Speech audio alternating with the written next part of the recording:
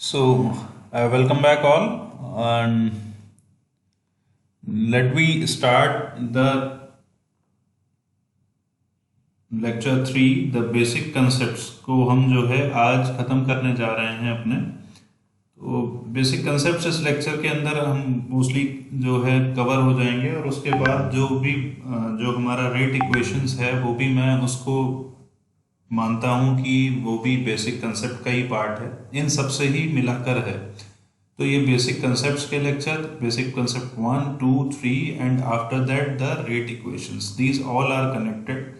तो ये सारी की सारी चीज़ें बहुत ही कनेक्टेड हैं, आप सभी एक साथ पढ़िएगा। ये हमारे कुछ बेसिक कंसेप्ट्स थे। तो ये population inversion, absorption, emission, optical feedback, laser oscillation हमने पढ़ा। आज हम पढ़ेंगे इस लेक्चर में laser diode and threshold conditions. तो यहाँ पर मैं याद दिला दूं कि आपको जो ध्यान रखना है वो पिछले लेक्चर के ऑसिलेशंस, ठीक, पिछले लेक्चर के ऑसिलेशंस बिकॉज द कैविटी, और मैंने लास्ट लेक्चर में एक वर्ड बताया था लॉसेज इक्वल्स टू गेन, एक स्टेटमेंट। तो वो चीज़ें हमें ध्यान रखनी है ये हमारे लेक्चर को कवर करने के लिए। वहीं से स्टार्ट करते हैं जहां पे हमने अपना लेक्चर खत्म किया था। उस लेक्चर को अगर देखें तो F equals to q c upon 2NL। तो देयर आर डिफरेंट फ्रीक्वेंसीज जो हमें अवेलेबल होंगी।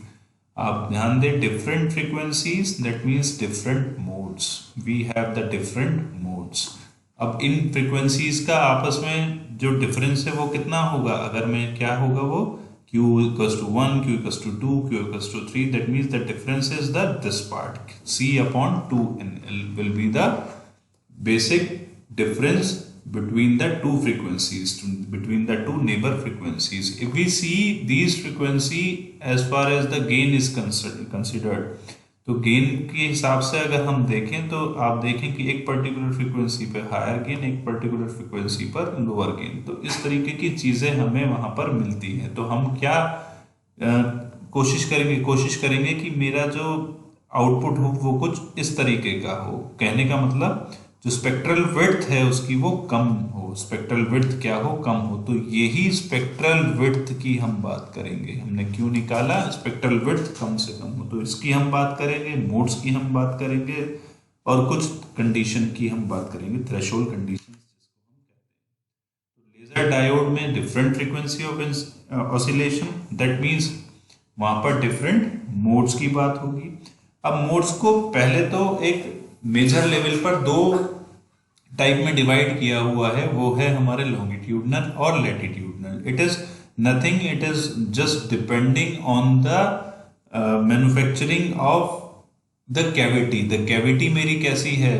हॉरिजॉन्टल कैविटी है, और the cavity is vertical cavity है। जस्ट इसके बिहाफ पर सबसे पहले लॉन्गिट्यूडनल मोड और लैटिट्यूडनल मोड हमारे इसमें उसको हमने डिफाइन किया। तो पहली चीज तो ये जो हमें ध्यान रखनी है। उसके बाद इन मोड्स को फर्दर स्टडी करने के लिए हम निकालेंगे FSR, which is the discrete frequency जो है हमारी, उसकी स्पेक्ट्रल विड्थ क्या होगी।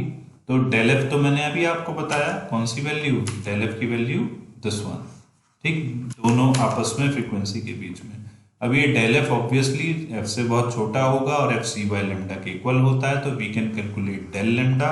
और ये सारी कुछ इक्वेशंस को आपस में अगर हम सॉल्व करें तो we can have del lambda equals to lambda square which is the operating wavelength 2NL। तो ये हमारे पास आ जाएगा। This particular del lambda is called as the free spectral wavelength, और इसको हम बोलते हैं फ्री स्पेक्ट्रल रेंज, FSR। इस पे न्यूमेरिकल भी आता है इसी फॉर्मूले पे, तो इसको हम याद रख सकते हैं, और निकालना भी बहुत ही इजी है। इसमें कुछ टिपिकल थिंग मुझे यहाँ पर दिखाई नहीं दे रही है। तो ये हमारा हुआ FSR। अब जहां पर स्पेक्ट्रल विड्थ है वहां पर डिफरेंट फ्रीक्वेंसीज हैं। फ्रीक्वेंसीज की दोनों वाइस वर्सा एक ही चीज की बात है, मतलब वहां there will exist different modes in the device.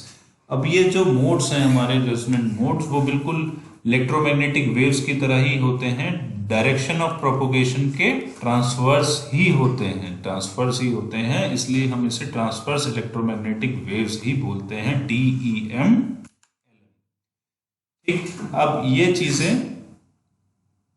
अगर हम देखें तो there will exist infinite frequencies, let's say but infinite frequencies में some frequencies are dominating, so these are the dominating modes. So these three are the dominating modes within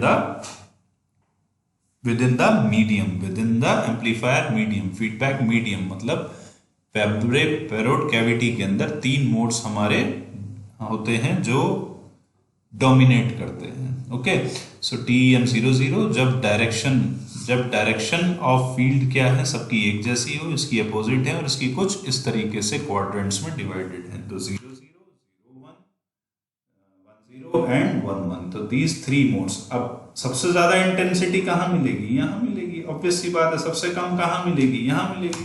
तो ये हमारे जो modes हैं उसकी वजह से हमारे डिफरेंट पैटर्न्स बन जाते हैं. TEM00 all part propagating wavefront is in phase.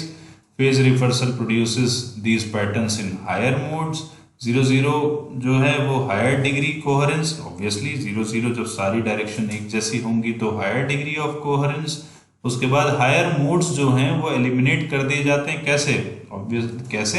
आप सोचो कि एक तो कैविटी ये है और एक कैविटी आपकी, सपोज मैं इसको छोटा कर दूं तो यहाँ पर ज्यादा ऑसिलेशन, ज्यादा मोड प्रोड्यूस होंगे और यहाँ पर कम. मगर हम ये भी तो नहीं कि कैविटी खत्म कर दे, कैविटी भी रखनी है मगर छोटी से छोटी रखनी है. तो ये आपस में ट्रेड ऑफ्स हैं, तो ये हमें ध्यान में रखनी होती है. वैसे मोड्स को कम करने के लिए हम लेजर कैविटी को शॉर्ट करते हैं, so that what we can have FSR we can have just like this one.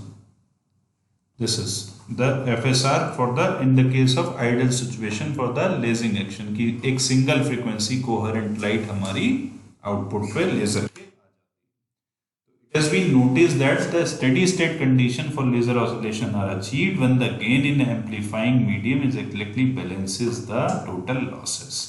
मैंने ये पहले आपको कई बार बता चुका हूँ, इस चीज को ध्यान रखिए. Gain equals to losses. अब हम पढ़ने जा रहे हैं क्या? मोड्स हमारे खत्म हो गए हैं. हमारा जो लास्ट टॉपिक है बेसिक कंसेप्ट्स का, this is the threshold condition. तो मैंने आपको बताया था कि कैविटी के अंदर जब ट्रेवल कर रहा है मेरा फोटोन, इसमें कुछ लॉस हो रहे हैं मगर साइड बाय साइड गेन भी होता जा रहा है. जब गेन बराबर लॉस के हो जाएगा तब मेरी बीम क्या हो जाएगी? वो आउटसाइड आ जाएगी, मीडियम में से बाहर निकल जाएगी. ठीक. So this threshold is determined by considering the change in energy of light beam as it passes through the medium. अब बस एक चीज आपको ध्यान में रखनी है कि अगर मेरी कैविटी है, इसकी कैविटी का साइज L है, तो वो एक रोटेशन में कितना चलेगा? एक चक्कर में एक फोटोन यहां से चला और यहां वापसी आया, दैट मीन्स 2L. 2L के दौरान कितना लॉस हुआ, कितना गेन हुआ? लॉस किस वजह से होगा? Because of the propagation loss alpha, because of the reflecting medium R, और gain किस वजह से होगा? Because of the gain coefficient let's say G. तो लॉस जो होगा वो हमारा होगा R1 R2 e raised to the power -2 alpha. 2 क्यों? क्योंकि 2L करना है एक पर्टिकुलर 2L लेंथ के अंदर.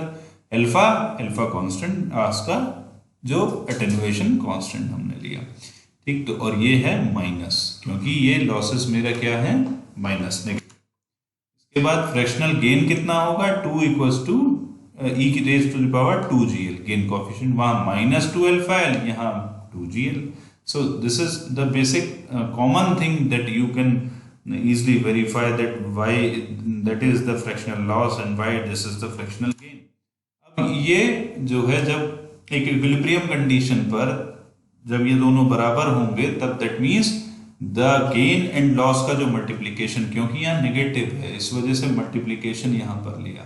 ठीक. इक्वल टू करके नहीं लिया. The multiplication of this thing will be equals to 1. And after solving this particular equation, and what is this condition? This is condition when the threshold situation is obtained. Threshold situation, that means we are putting G equals to GTH के equal हमने रख दिया. G equals to GTH. तो GTH की हमने यहाँ से value निकाल ली, which is the threshold gain, and this part of equation is called as the transmission loss through mirrors. जो हमारा गेन हुआ और ये हमारा लॉस हुआ थ्रू मिरर्स भी कहते हैं और थ्रू पाथ भी हम यहाँ पर इंक्लूड करते हैं.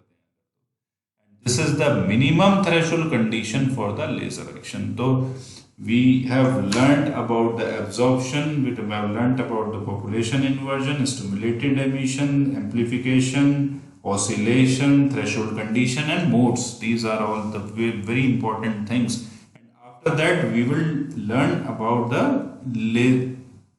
लेजर डायोड रेट इक्वेशंस, वो भी इसी से ही रिलेटेड है। ठीक, उसको हम नेक्स्ट लेक्चर में कवर करेंगे। Up till then goodbye and take care.